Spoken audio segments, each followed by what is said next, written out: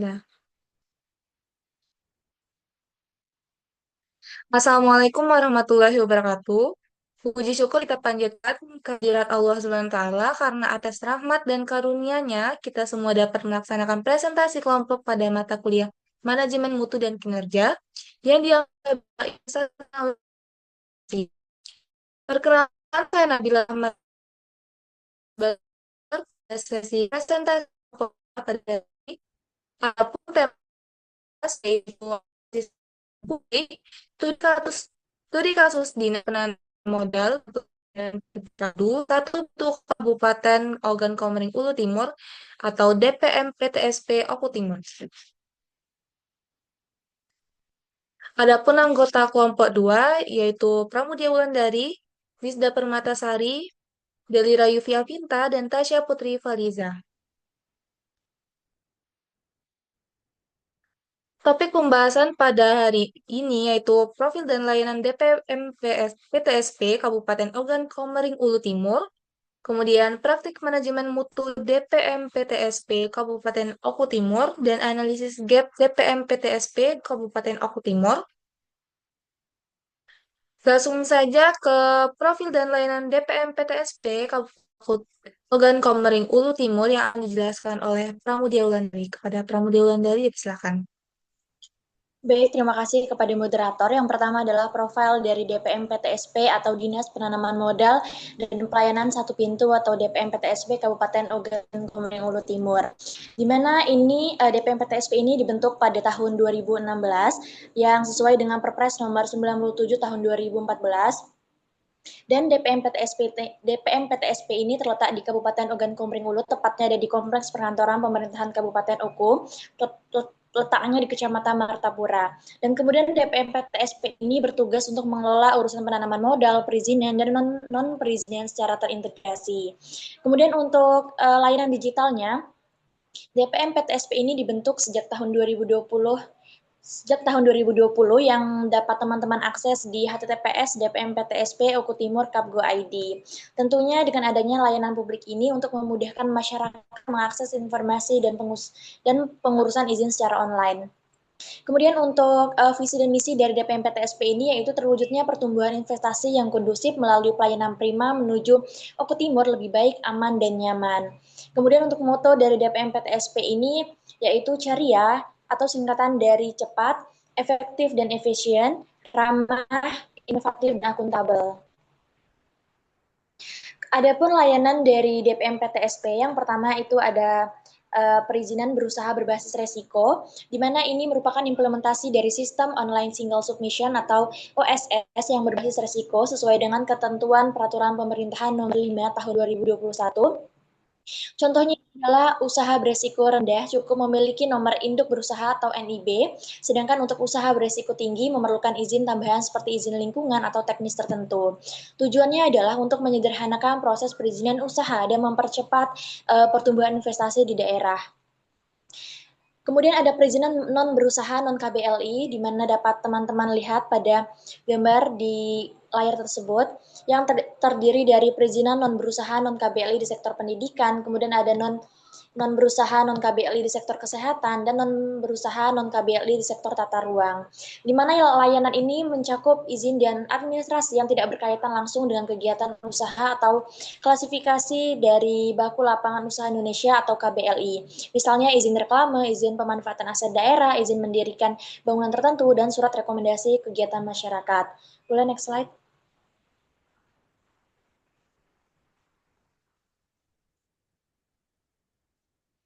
Kemudian yang ketiga itu ada layanan pengaduan, di mana layanan ini disediakan sebagai wadah bagi masyarakat untuk menyampaikan aspirasi, saran, masukan, atau keluhan terkait dengan layanan yang diberikan oleh DPM PTSP, di mana pengaduan ini dapat dilakukan secara langsung baik di kantor DPM PTSP atau melalui online, yaitu ada di bagian fitur beranda, di mana untuk melakukan pengaduan ini terdapat formulir yang harus teman-teman isi terlebih dahulu.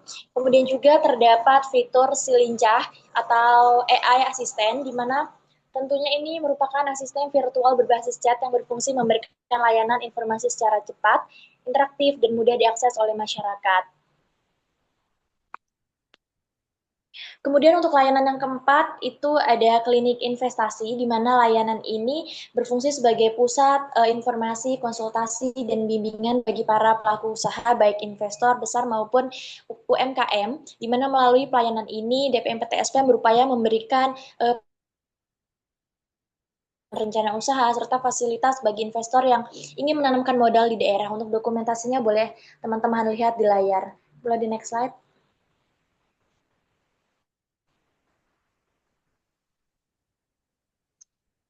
Kemudian ada perizinan keliling, di mana perizinan keliling ini tentunya untuk menjangkau masyarakat di daerah terpencil agar mereka mudah untuk mengurus dokumen perizinan seperti IUMK, IMB, atau PBG, dan izin usaha lainnya tanpa harus datang ke kantor pusat yang ada di Martapura. Untuk dokumentasinya juga bisa teman-teman lihat. Dan lalu yang terakhir itu ada promosi investasi, di mana ini layanan yang berfungsi untuk memperkenalkan potensi unggulan daerah kepada calon investor, baik di tingkat regional maupun nasional. Melalui kegiatan promosi ini, DPM PTSP berusaha menarik minat investasi di sektor-sektor strategis seperti pertanian, perdagangan, dan industri pengelolaan sehingga dapat mendorong pertumbuhan ekonomi dan membuka lapangan kerja bagi masyarakat luas. Mungkin itu saja, saya kembalikan ke moderator. Terima kasih pada Ulan atas penyampaiannya. Selanjutnya kita beralih ke bagian praktik manajemen mutu yang ada di DPM PTSP Kabupaten Oku Timur yang akan dijelaskan oleh Delira Yuvia Vinta. Kepada Delira, dipersilakan. Terima kasih pada moderator. Selanjutnya itu praktik manajemen mutu DPMT, DPMPTSP Kabupaten Oku Timur. Yang pertama itu ada standar layanannya, di mana standar layanannya ini sudah memiliki dan mempublikasikan yang menjadi acuan utama dalam penyelenggaraan seluruh proses pelayanan publik. Standar standar ini dapat diakses secara terbuka melalui situs resminya di DPMPTSP sehingga masyarakat dapat mengetahui dengan jelas jenis layanan, prosedur, waktu penyelesaian, dan biaya yang berlaku. Keberadaan SP ini juga menunjukkan komitmen DPMPTSP untuk menciptakan pelayanan publik yang cepat, mudah, transparan, dan akuntabel. Ada pun beberapa indikator utama dalam standar pelayanan DPMPTSP ini antara lain yaitu yang pertama ada jenis layanan yang dimana di sini mencakup perizinan perusahaan berbasis KBLI, perizinan non KBLI, perizinan non berusaha, serta layanan non perizinan lainnya. Yang kedua itu ada waktu penyelesaian layanan yang dimana batas maksimal proses pelayanan ini agar efisien dan tidak berlarut-larut. Yang ketiga ada biaya atau tarif layanan yang dimana disusun secara transparan agar masyarakat mendapat kepastian dan terhindar dari pungutan liar. Yang keempat ada prosedur dan persyaratan layanan, di mana di sini menjelaskan langkah-langkah serta dokumen yang harus dipenuhi oleh pengguna. Yang kelima itu ada hak dan kewajiban pengguna layanan sebagai pedoman bagi masyarakat dan penyelenggara untuk memastikan proses pelayanan berjalan adil dan tertib. Selain itu, dipublikasikan melalui website DPMPTSP juga telah mengelola dokumen SP dalam bentuk arsip digital di dokumen di Google Drive internal dengan folder khusus yang berisi draft dan versi final dari berbagai jenis standar layanan. Di sini juga upaya untuk menunjukkan bahwa DPMP-TSP ini juga sudah beradaptasi dengan sistem manajemen dokumen berbasis teknologi, sekaligus memperkuat prinsip transparan informasi publik. Selanjutnya, boleh di next slide. Selanjutnya itu ada mekanisme pengukuran mutu DP MPTSP Kabupaten Oku Timur. Di sini untuk menjamin kualitasnya itu pelayanan diberikan kepada DPMPTSP Kabupaten Oku Timur menerapkan mekanisme pengukuran secara sistematis dan berkelanjutan yang dimana tujuan utamanya itu untuk menilai sejauh mana layanan yang diberikan telah memenuhi standar dan harapan masyarakat. Selain itu, instrumen utama yang digunakan adalah survei kepuasan masyarakat atau SKM yang dilakukan secara berkala. Melalui survei ini juga, masyarakat dapat memberikan penilaian terhadap berbagai aspek seperti kemudahan prosedur, kecepatan pelayanan, kejelasan informasi, profesionalitas petugas, dan kualitas sarana dan prasarana. Dari hasilnya SKM ini kemudian dikelola menjadi Indeks Kepuasan Masyarakat atau IKM yang berdasarkan data terakhir nilai IKM DPMP TSP yang dimana itu ada dari 85 sampai 90 poin yang termasuk kategori baik hingga sangat baik. Yang dimana angka ini juga menunjukkan bahwa secara umum masyarakat puas dengan layanan yang diberikan instansi tersebut. Selain itu juga, pada survei ini DPMP-TSP juga menyediakan kanal pengaduan dan saran masyarakat sebagai bentuk keterlibatan publik dalam pengawasan mutu pelayanan. Kanal ini juga diakses secara online melalui layanan pengaduan di website resmi maupun secara langsung melalui kotak saran fisik yang tersedia di Mall Pelayanan Publik Blitar. Setiap aduan yang masuk dicatat secara digital dan menjadi bahan evaluasi rutin dalam rapat bulanan dengan mekanisme DPMPTSP ini juga memastikan setiap bulannya masyarakat ditindaklanjuti secara cepat dan transparan. Mungkin itu saja, saya kembalikan ke moderator.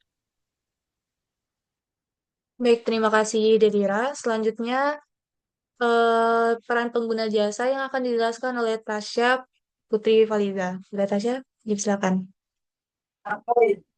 Baik, terima kasih moderator. Jadi di sini saya akan menjelaskan tentang peran penggunaan jasa. Jadi partisipasi publik di DPM PTSP Oku Timur diwujudkan melalui berbagai mekanisme sesuai dengan Undang-Undang Nomor 25 Tahun 2009 dan Peraturan Kementerian PAN RB Nomor 15 Tahun 2014, yaitu yang pertama survei kepuasan masyarakat SKM dilakukan rutin untuk menilai kecepatan biaya dan sikap petugas.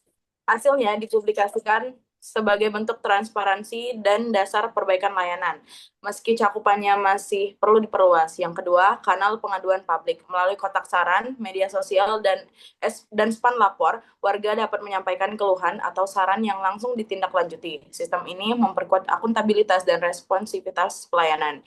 Yang ketiga, forum konsultasi dan akses informasi. Forum publik sosialisasi OSS dan website resmi memberi ruang partisipasi warga serta keterbukaan informasi. Masyarakat berperan sebagai mitra co-producer dalam peningkatan layanan. Dan yang keempat, integrasi dengan sistem mutu, yaitu masukan publik diolah menjadi siklus PDCA, Plan, Do, Check, Act, untuk memastikan peningkatan mutu yang berkelanjutan, efisien, dan transparan. Baik, terima kasih. Saya kembalikan kepada moderator. Terima kasih Tasya. Selanjutnya, analisis gap DPM PTSP Kabupaten Oku Timur yang akan dijelaskan oleh Lisda Permatasari. Kepada Lisda dipersilakan.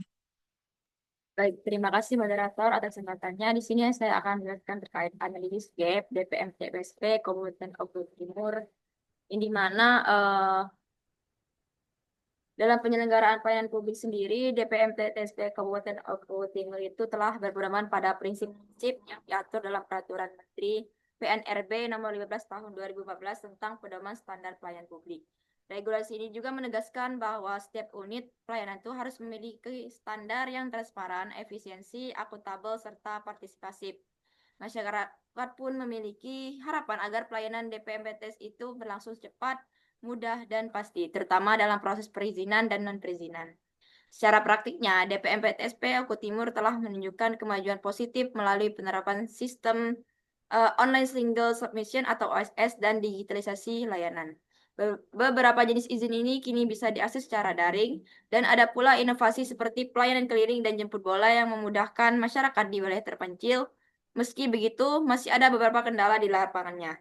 Lalu tidak semua jenis layanan itu dapat diakses secara online, sehingga sebagian masyarakat itu harus tetap langsung datang ke kantor.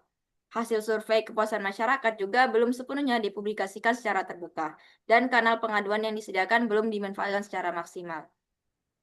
Kondisi ini menunjukkan bahwa meskipun struktur dan fasilitas sudah ada, penerapan mutunya itu masih belum sepenuhnya sesuai dengan harapan masyarakat. Lalu, kesenjangan atau gap mutu layanan di DPM PTSP Oku Timur itu disebabkan oleh beberapa hal. Yang pertama, adanya keterbatasan sumber daya manusia atau SDM, yang dimana tidak semua pegawai itu memiliki kemampuan pelayanan prima dan literasi digital yang baik. Kedua, budaya evaluasi dan perbaikan berkelanjutan belum berjalan optimal, sehingga hasil survei dan masukan publik itu sepenuhnya belum digunakan untuk memperbaiki sistem pelayanan. Yang ketiga, masih kurangnya transparansi terhadap hasil kinerja dan tindak lanjut pengaduan yang menyebabkan masyarakat merasa partisipasinya kurang dihargai.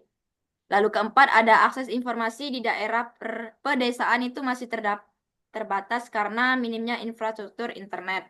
Dan terakhir itu ada koordinasi antar bidang pelayanan dalam internal DPM PTSP masih belum efisien karena beberapa proses verifikasi masih dilakukan secara manual.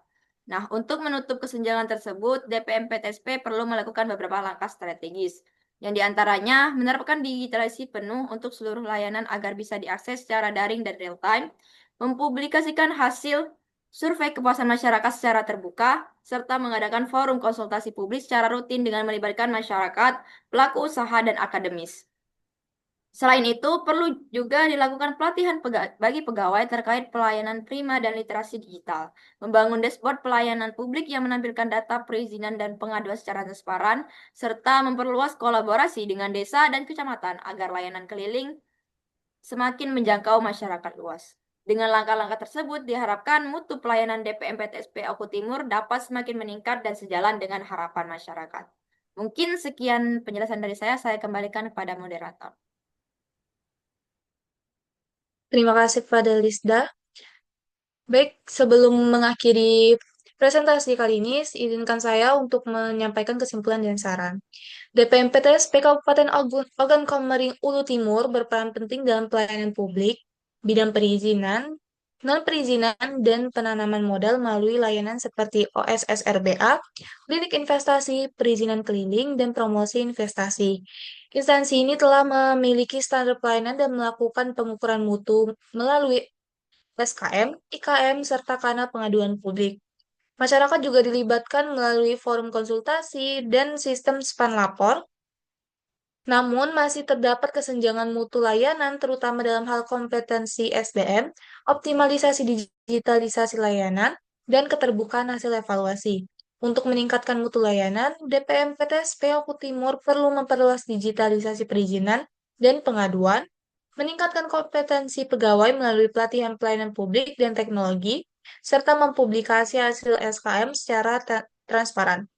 Partisipasi masyarakat juga perlu diperkuat lewat forum diskusi dan umpan balik rutin agar kebijakan lebih responsif terhadap kebutuhan publik. Dengan langkah ini, kualitas pelayanan dan kepercayaan masyarakat terhadap DPM PTSP dapat terus meningkat. Sekian dari kelompok 2. Mohon maaf bila ada kesalahan dan kekurangan. Kami akhiri. Wassalamualaikum warahmatullahi wabarakatuh. Waalaikumsalam warahmatullahi wabarakatuh. Oke, Oke, jangan keluar dulu guys, kita